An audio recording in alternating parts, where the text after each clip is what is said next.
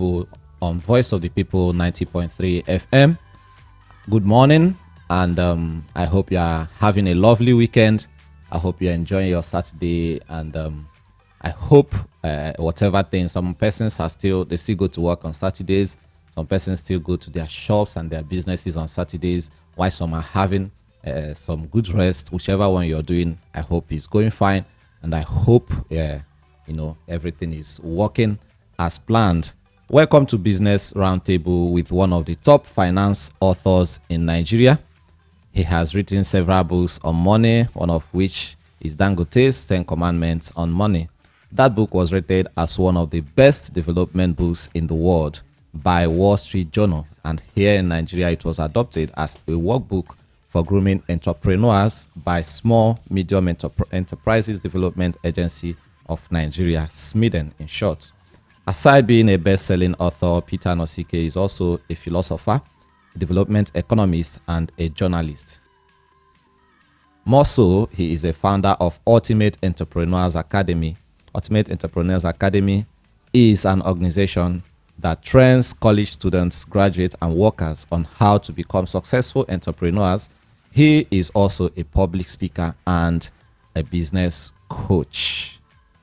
Mr. Peter Anosike, welcome to Saturday Business Roundtable. Yeah, thank you, Dozie. So, how are you doing this morning? So.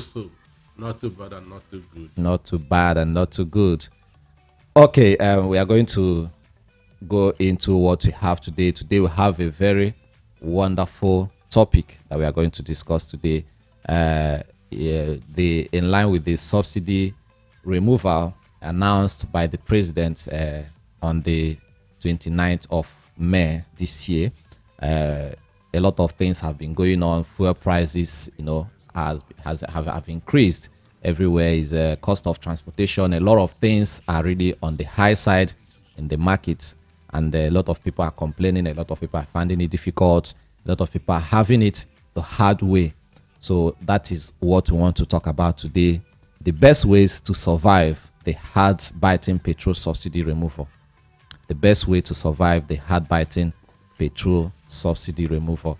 Mr. Peter Nosike, how are you seeing let me start with you. Before you tell us what you have for us, this one is from me to you.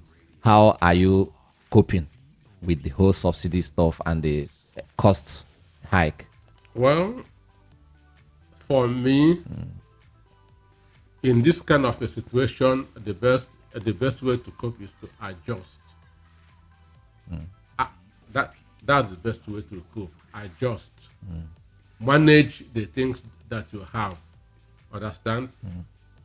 Forget about your wants and face your needs. Understand? Anyway, I actually wanted to say something based on the adjustment you made mention of. There is this particular quote.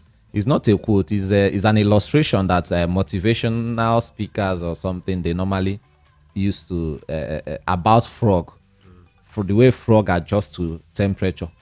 When you put a frog in cold water and you're heating the water gradually, it will be adjusting until it will get to a point where it will exhaust its whole energy in adapting to and adjusting to the temperature change.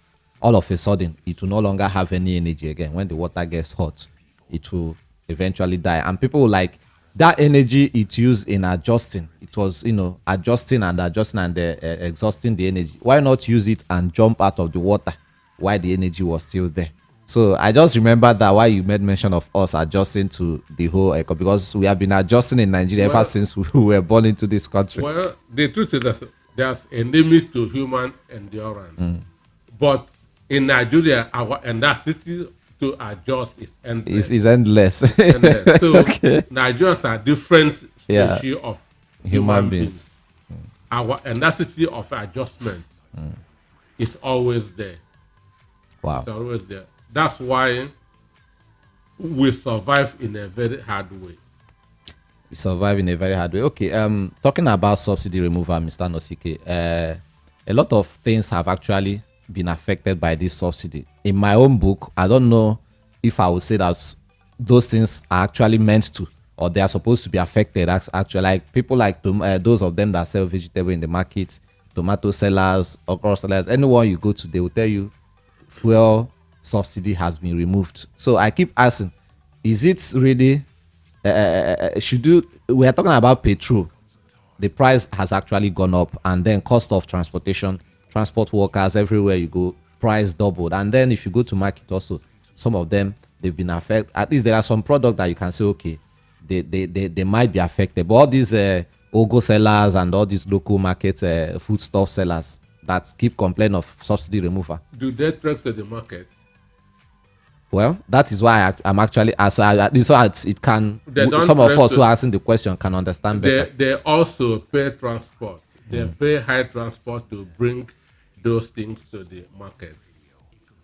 Conductors charge them extra money, both for themselves and for what they are carrying to the market. So, and the idea is this: in business, you must not lose money. You must not lose money in business. So whatever exploitation, you have to put it into what you are selling to recover it. So that's why prices of other things other than petrol has gone up. That means it's just like a chain. That chain. Once the head or whatever is affected, every other part of it is affected. It's a chain. It's a chain. Okay, so we go into the best ways to survive the hard and biting petrol subsidy removal. Mr. Nosike, what do you have to tell us on this? Let us just start with the issue of a subsidy. Because everywhere, subsidy. So since the 29th of May, people have been using that word, subsidy, every day, both rightly and wrongly. Exactly. Even some not even understand what a subsidy means. So, but subsidy is a government incentive targeted at households, consumers, and businesses to keep the prices of a product relatively affordable. That's what subsidy means. And an intervention from government, an incentive from government to make products that we cannot afford affordable. The government does this by paying the difference between the cost price and its fixed price. That's what government does in the area of subsidy. The difference, they feel that you cannot pay, they will help us that to pay.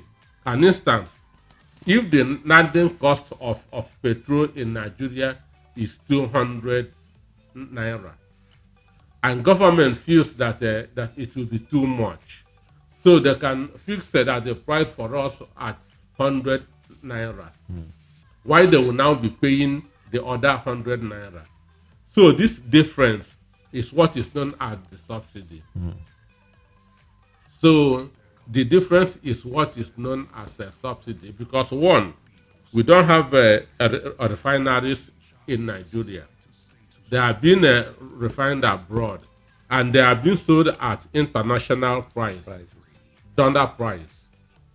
And if they bring it and sell it at dollar price, we cannot afford it. So to make it affordable, government will say, okay, let the citizens pay 200 and let us add the difference. Understand? So that's what a subsidy means. An incentive that to make prices of goods, essential commodities, affordable to the people.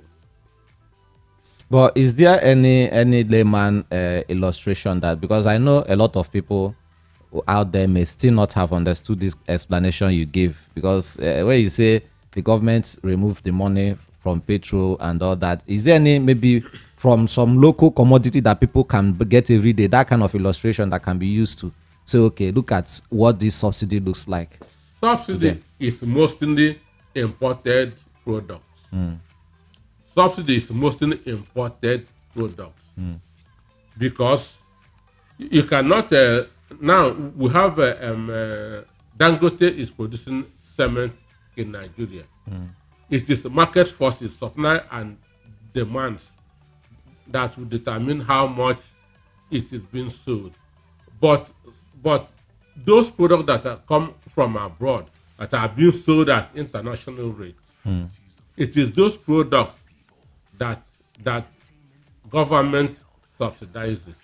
That's Okay. why I say an instance, if the cost of bringing petrol to Nigeria is 200 naira, and government feels that it is too much on the people, government can say, well, let the citizens be paying 100 naira, and let us be paying 100 naira on The remaining 100 the naira remaining on their 100 naira. behalf. So out of every 1 liter of petrol that you buy, Government paid 100 naira for you. government paid 100 naira for you. Okay. Okay. Yes. Okay. Wow. So that's what that is what subsidy is on about. Okay. Just helping you to make that price that things affordable. Yeah, I actually had somebody say something on Twitter the other day that subsidy is the only way the citizen benefits directly from the government, and unfortunately they've removed it, meaning that there is no way at the moment that the citizen benefit directly from the government. Do you really believe that, Mr. Nosik? I believe that. I believe that because they are no more subsidizing any other thing. Kerosene has been deregulated since A long time a ago. long time ago, and now it is selling maybe at 1,000 naira per Later liter because government has no hand there. in it. Even but if you when the subsidy regime was on, they told us that Nigeria consumes about 69 million liters of fuel on a daily basis. But now that the subsidy is no more, but I cannot really say no more because for NNPC to still fix price means that it is still being regulated. Because NNPC no longer fix the price of diesel, of kerosene. They have totally hands off there. But for a limited company to say that they have fixed that the price of fuel for 488 naira, it will be selling at 515 in Lagos, it means that they are still regulating it, which is not really subsidy. If you subsidy, an NPC has no business there. With it. So for me, I don't really know what is going on at the moment. Okay, you made mention of Dangote while you were talking. So I actually wanted to bring something up concerning Dangote, and you made mention of him. So now we have the Dangote refinery that has been commissioned, that was commissioned by the former president Muhammadu Buhari, and is expected to kick off in no sooner time. Now, a lot of Nigerians, they have been this kind of, will I call it hope? You know, they've been a kind of hopeful that when Dangote refinery eventually begins operation, that because it's a home-based refinery, because we'll be getting our petrol from the refinery, that is going to have, cause the price of fuel, which has already gone up, to come back or come down again, maybe making fuel more available to the people. So is what a lot of people are hoping on. They're actually putting their trust or hope on that particular refinery. So is that hope actually going to be is it going to be a reality? One, they don't understand it. Okay, let us understand. They don't understand it.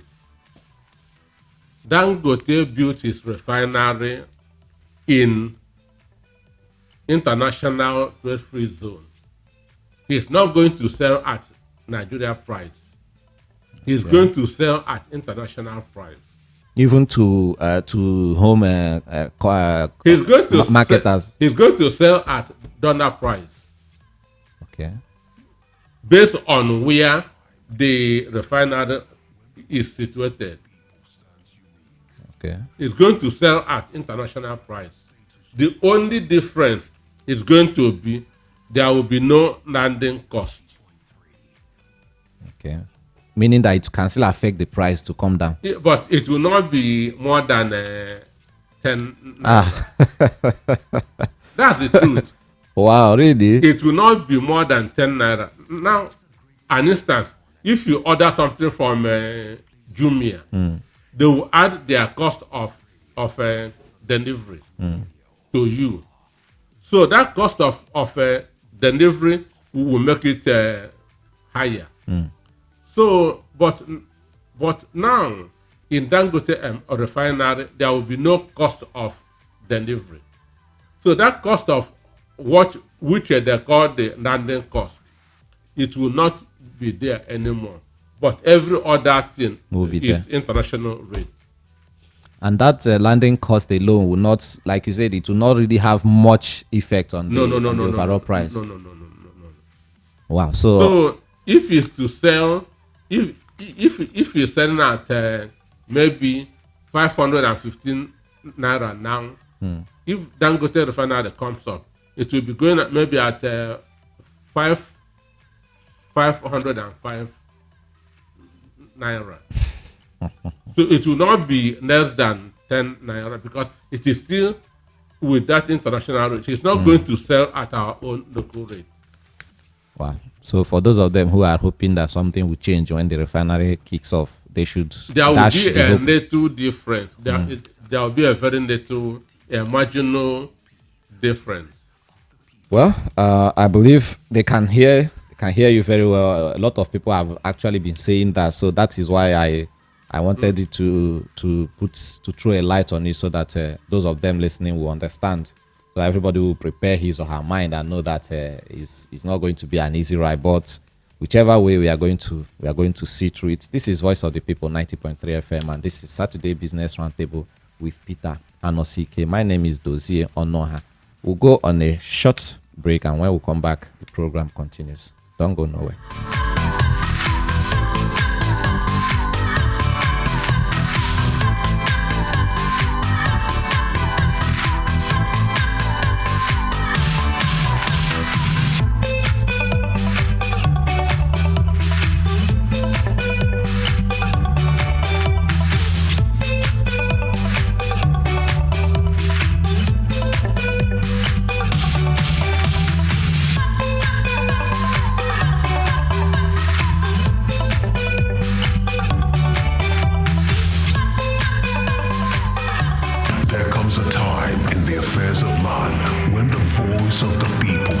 Unique, constantly challenging society's status quo.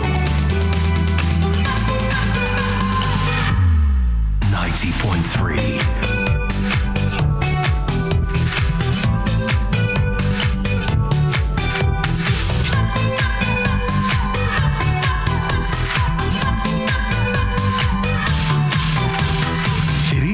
Place of fun and insight. It is a great place of learning. It could be your school on radio. It could be your life on radio. Welcome back to Saturday Business Roundtable with Peter Anosike on Voice of the People 90.3 FM. Okay, Mr. Anosike, you know when the subsidy was announced by Mr. President, that was on the day of inauguration, part of his inaugural speech. He said that subsidy is gone. Now, a lot of people, their fears or where they have problem with the whole subsidy removal is not really because the subsidy was removed. Because the truth is that during the election campaign, all the presidential aspirants, especially the three major aspirants of Labour Party, PDP, and APC, they said they were going to remove the subsidy once elected. So we all knew about it, and we are aware that this was what he promised us before he came on seat. But a lot of people are being concerned about the timing, how it came and when it came. You know, a lot of people felt like, okay, since it's a promise, it's already something you promised us, and we are okay with it that you want to remove it. Why not? Okay, calm down, take some time, and put some things, cross some T's and dot some I's before eventually announcing. So people have problem with the timing. Okay, that is why the whole thing appears like it threw a lot of people off guard. So what do you really have to say about it? Well, for me, I'm among those schools of thought that believe that subsidy is an organized crime, as Tinubu said. Yeah. That subsidy is an organized crime. There's a syndicate that has been milking Nigeria with this subsidy. An instance, we were told that our fuel consumption then is 69 million liters a day. But since this subsidy removal thing, consumption has gone down to 13 million, from 69 to 13. To 13. I noticed, because even in Lagos, you don't see hold-ups like you used to see before. A lot of people have parked their cars and going by public transport. So that shows you that something is wrong. But the issue here is the timing, because there's a very big difference between action and the consequences of an action. So Tinubu took action without thinking of the consequences. But a great mind will first of all think of the consequences of his action before taking the action. So he wanted that to ride on a wing of popular opinion. Majority of Nigerians want this thing to be removed. If I remove it, it will endear my government to the masses. That was why he removed it on his inaugural day, just to make Nigerians happy. But it backfired. The truth is that there was no way subsidy removal would make Nigerians happy like that, because the effect is definitely going to be felt, in as much as everybody would maybe be okay with it. And another thing I actually wanted to say is, when the money is removed, will it also be channeled to a right cause? That is another thing that will make people happy that it was removed. Because if it was removed and nothing is being seen, no result, nothing is, no place, you can't say, okay, this is where it was channeled to, or this is what it was achieved with it. I think the whole thing of people being happy with it wouldn't hold water. Well, the issue, all the money that was recovered under Buhari, well, what was it used for? I don't know. You don't know. Okay, so we are just on a chessboard in Nigeria. So Tinubu did not bother about asking himself what will be the consequences of removing this subsidy, or what will be the consequences of taking this action. He just went ahead and removed it. But the best time to have removed this subsidy was when Jonathan was in power. Yeah, exactly. Because there's a new book known as How the Economy Fared Under Obasanjo, Yaradua, Jonathan, and Buhari, written by one Afonabi Onowokere. How the economy fared under Obasanjo, Yaradua, Jonathan, and Buhari. You can see that under Jonathan, our economy was very strong. Under Jonathan, our economy was very, very strong. So if you have removed the subsidy, then the impact wouldn't have been much. Heavy, exactly. Because it is easier for somebody who still have immunity to recover from an illness, and compare that to somebody who doesn't have immunity anymore. So with Buhari bastardized the economy. He put Nigeria into a debt that cannot be paid even in the next 10 years. So under this condition, you cannot just go ahead and remove it. So if those that protested then, that occupied Ojota then, has allowed Jonathan to do it then, we will have adjusted since by now then. And maybe things would have stabilized. Who knows? So this removing it now that the nation's economy is very weak. That's why we are having this. But the issue is this: there must be darkness before sunset. Okay, I think that brings me to the main question of the day. How do we survive? What are the ways, to survive the whole subsidy thing that we are talking about? Well, surviving a subsidy, one, you have to be creative. You have to be creative.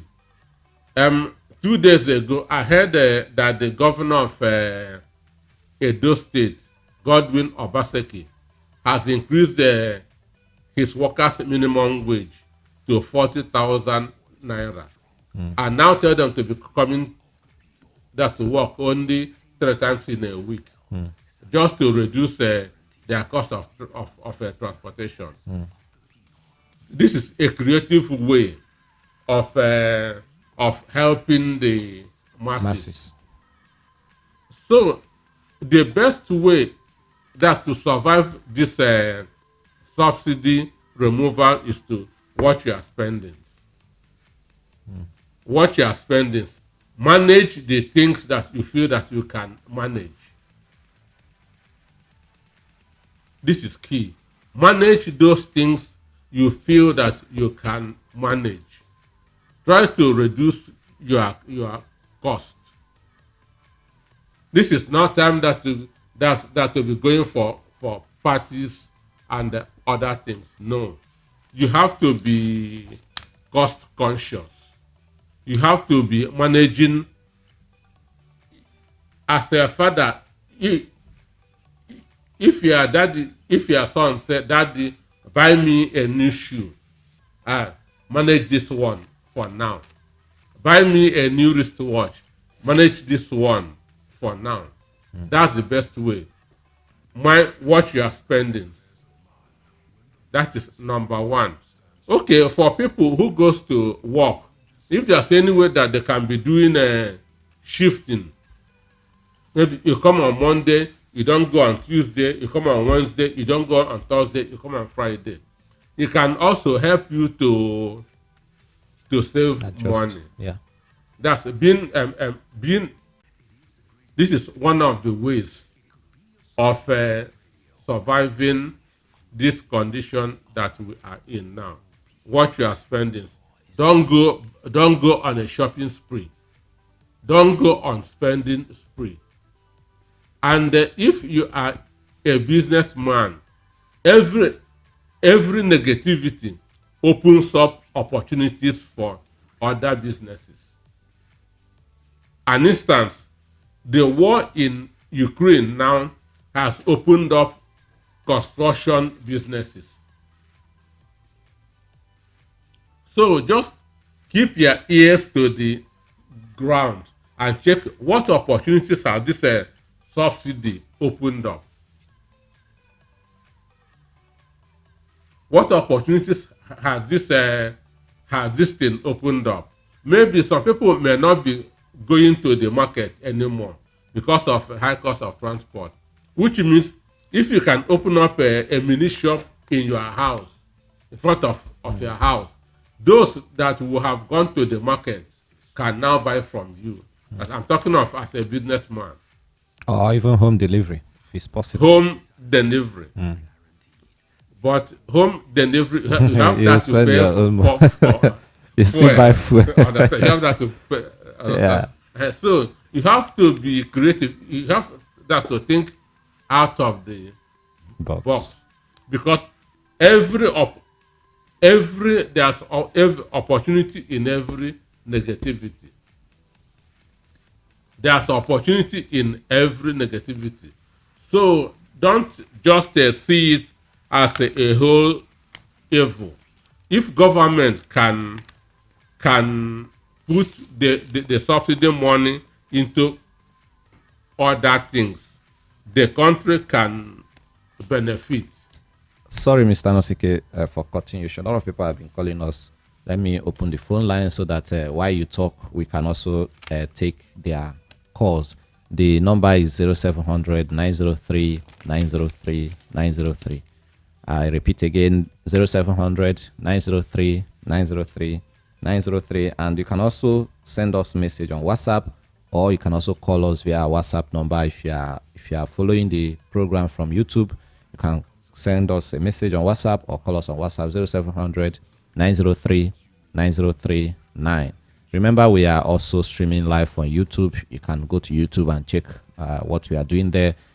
Voice of the People 90.3 FM, VOP 903 FM on YouTube, or you can also check us on all our social media handles at VOP 903 FM. So the phone number once again is 0700 903 903 903. You call us if you have a question to ask Mr. Anosike.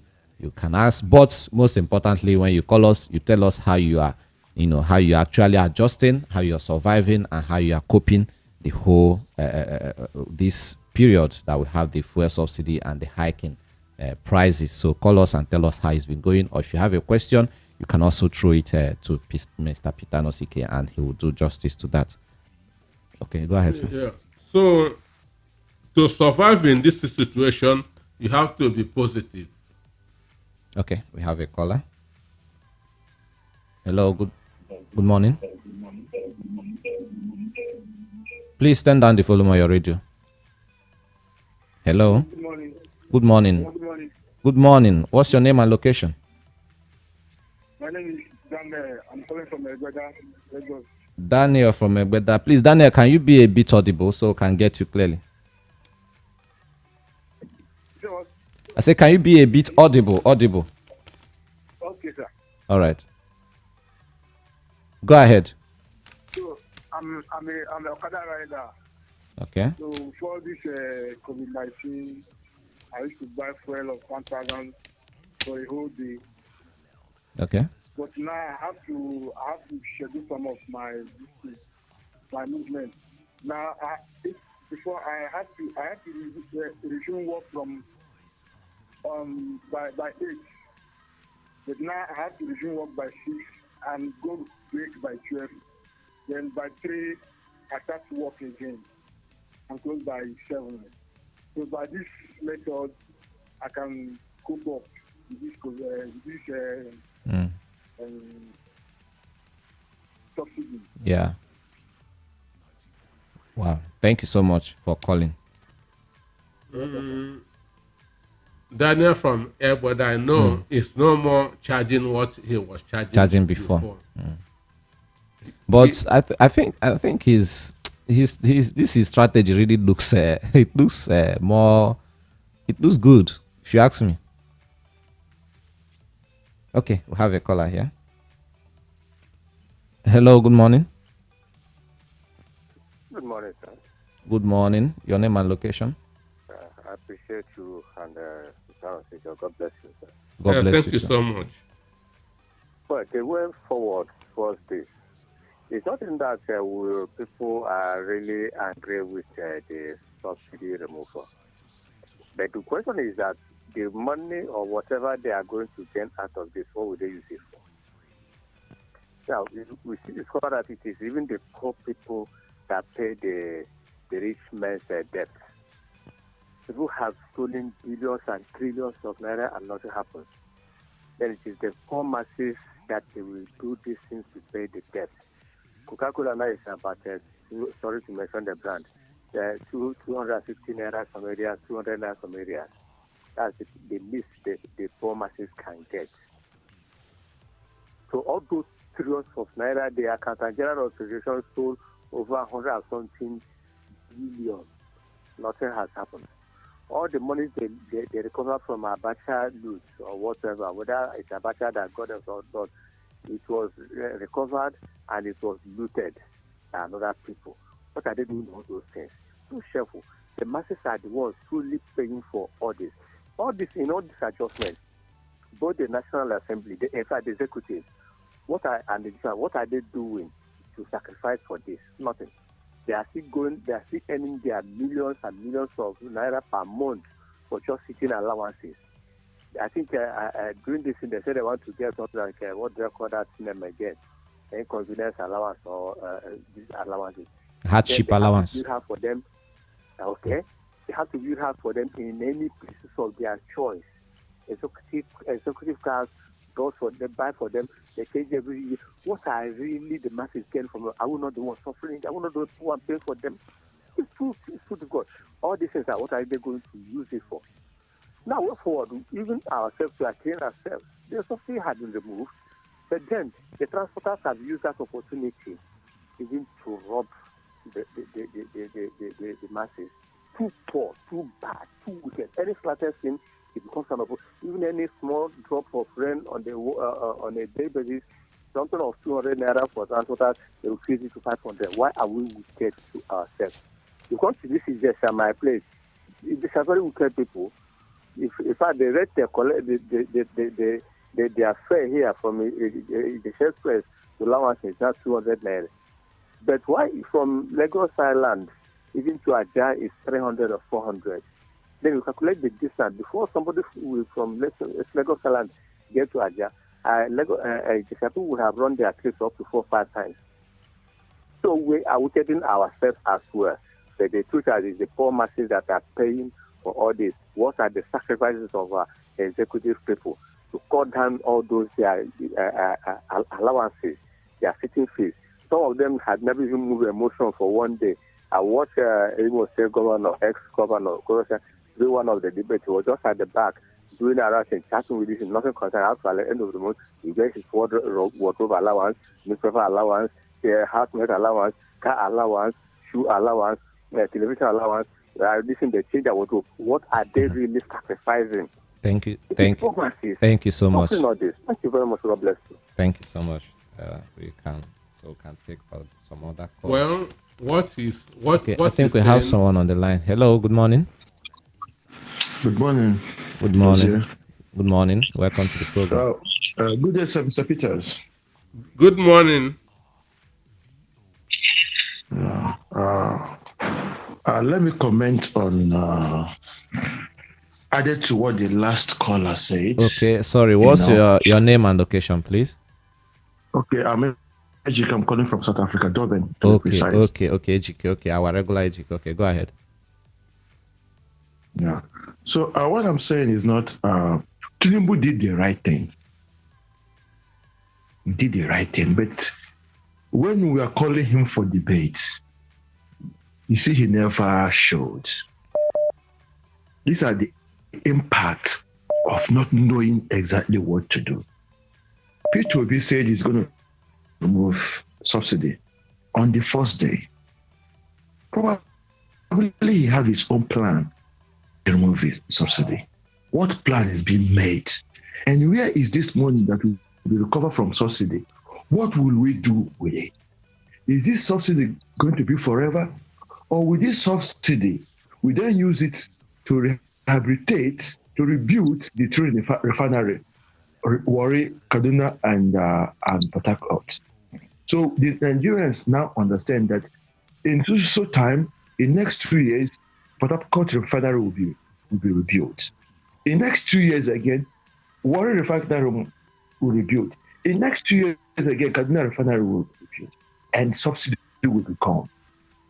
Or are they removing this subsidy, inflating more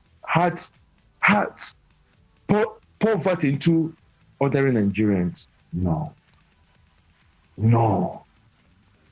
That is my problem. Tinubu never know what to do from the beginning, and people are just saying it from the first day. He have ever skipped interview. I pity poor Nigerians. People like, I have my families in Nigeria. We can cope. The only thing I've just sent them more money, I'll just have to add more money for them. We can cope. But what about other Nigerians? That's all I have to say. But Nigeria belongs to all of us. We mustn't just kill that country. Listen what happened, bro. I was listening to this. He said Delhi, Nigeria was using 69 barrels every day. And after immediately the subsidy was taken away, it cut down to 13. No, don't even say that people are parking their cars. No. These guys are selling this crude, petroleum outside the country. They will buy it at subsidized amounts. They will sell it outside Nigeria. That is the basic way those millionaires are making their money. If you don't know, I know this for a long time. So why suddenly it moves down to 13% to 13 million? They can't shift it out anymore, and I've made billions of dollars over years, and government know about this. It's okay, bro. Guys, have a nice day. Thank you so much for calling, HK. So one thing government for a government, the function of a government is the welfare of its people. That's number one. The welfare of its people. You can pick it up. Okay, we have a caller. Hello, good morning. Hello, good afternoon. Yeah, please turn down the volume on your radio. Yeah, I'm that. Okay. My name is Mr. Chike. I'm coming from Isolo. Sorry, I didn't get your name. My name is Mr. Chike. I'm calling from Isolo. Okay, Mr. Chike, please go ahead. Yeah, I want to throw the line of the last speaker, last caller. All right. Let me put it this way. If the subsidy in question, I have my fear, I have my reservations, I have my fears as well. Number one, when the aviation subsidy was removed, we all know what the government told us then. Once they remove, there will be competition. People will begin to get it at a cheaper price.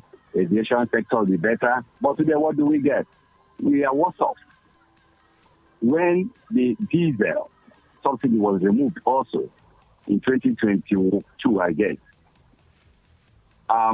we all see what happened. The price of diesel went up.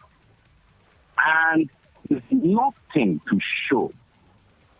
We also remember that when kerosene subsidy was also removed, the price was skyrocketed. And today, we have nothing to show for it. The question I'm asking, the money that was realized from the subsidy that had been paid in those days for diesel, for aviation fuel, and for kerosene, where is the money? Where is the money? We keep borrowing. We keep borrowing. We keep hearing that Nigeria is bankrupt. In fact, there was this news in this February that NNPC could not even bring any money to the coffin. I don't know if you're getting what I'm saying. Yeah. So with this, where is the hope? I don't know why Nigerians are becoming gullible. The subsidies have been removed from these items I mentioned, and we have nothing to show for it. We become poorer. And now they are telling you that once they remove the one from petrol, that everything's gonna be fine. That is deception in my own understanding. If you remember what Atiku Abubakar said during his campaign, he said he will sell NNPC. You see, people are saying that the three candidates said that they're gonna remove the subsidy, but there was a condition attached to each and every one of them. Only our own president Bola Tinubu did not attach any condition to his. Peter B said that he's gonna remove the subsidy, but first of all, he will cut the cost of governance. He will cut the cost of governance because the money that they spend in running government and the current expenditure in this country can even take care of what we call it subsidy today. Atiku Abubakar said he's going to sell the NNPC because that is a den of corruption. And we have a president who has been shying away, who don't want to interview him. He don't want to say anything. He get to the podium and tell us that subsidy is gone, just like that. So I see despair. I see despondency because if people understand where we are going to, we know. In the way and manner the president removed this subsidy tells us that he don't even know exactly what he's about to do. He just kind of confused, kind of. He was just trying to make people kind of to impress people on the podium that day. That's all. That's what I can say. God bless you. Okay. All right. I agree 100% with everybody that has called so far. That's what is known as inductive inference in philosophy. Inductive inference. Kerosene was removed. The subsidy on kerosene was removed. The impact wasn't seen anywhere. Gas was removed. The impact was not seen anywhere. Diesel was removed. The impact was not seen anywhere. Then what made you think that that of fuel would be safe? We'll see. Understand? So that's the fear of everybody because what they have been realizing from kerosene and others, we've not seen it. Okay, we have some messages on YouTube, but before then, let me take this call. Good morning. Good morning. Hello, good morning. Good morning. Welcome to Saturday Business Roundtable. Yeah, thank you very much. I want to, number one, I want to appreciate you for always bringing a good analysis on this very radio sector. You know, every time. I want to commend them. Thank you very much. All of you, all the crew of your people, are really, really good. Thank you. I also want to Thank you so much. Master, who always make himself available to take us for so many things. Thank you very much, sir. Thank you. Okay, so and I want to somehow differ on the issue of the reduction of our fuel consumption now. Actually, I don't also believe that our consumption is that 69 million. That can never be true. That can never be true because now we can see what is happening that Cameroonians are even protesting against the fuel subsidy removal. I'm also expecting maybe the Republic to start doing the same thing because these are the places that our fuel are being transported by these oil moguls, or what do I call them. So that's 69 million on daily basis is cannot be true. But again, now that it has reduced to 13, I also want you to understand that it is not everybody that can afford to buy it as it is now. And we just give an example of reduction of vehicles on the road. Most people have parked their cars. And let me give an example. There is a neighbor, a particular another compound before where I am living. We share the same thing. I don't know what those guys do. I don't know what is their job. But since they park into that apartment, their generator is always on 247. Fuel generator. 24 hours a day, 7 days a week. They don't off it day, night. But since this issue of fuel subsidy came up, I'm telling you that their generator has been off. So meaning that they cannot afford to buy. Yeah. Okay. Yes. They cannot afford to buy. Then, just like most of the callers have been saying, the most important thing is, are we sure that this fuel subsidy, the money that will be derived from this fuel subsidy, will actually be used properly? That is one major issue. You know, it's not about just removing the fuel subsidy. What happened? Just like some of the callers said, they removed on gas, they removed on kerosene, and we can't see the impact. So, are we sure that actually that this money will go to the rest of? Look at, I listened to the interview of Mr. Grigori Titobi. He said he will make it clear that the money will go and go to be achieved at a certain time. That is the way to govern. But the man in charge now didn't have those things in plan before the removal. And it's not easy for the masses, seriously. I am telling you the truth.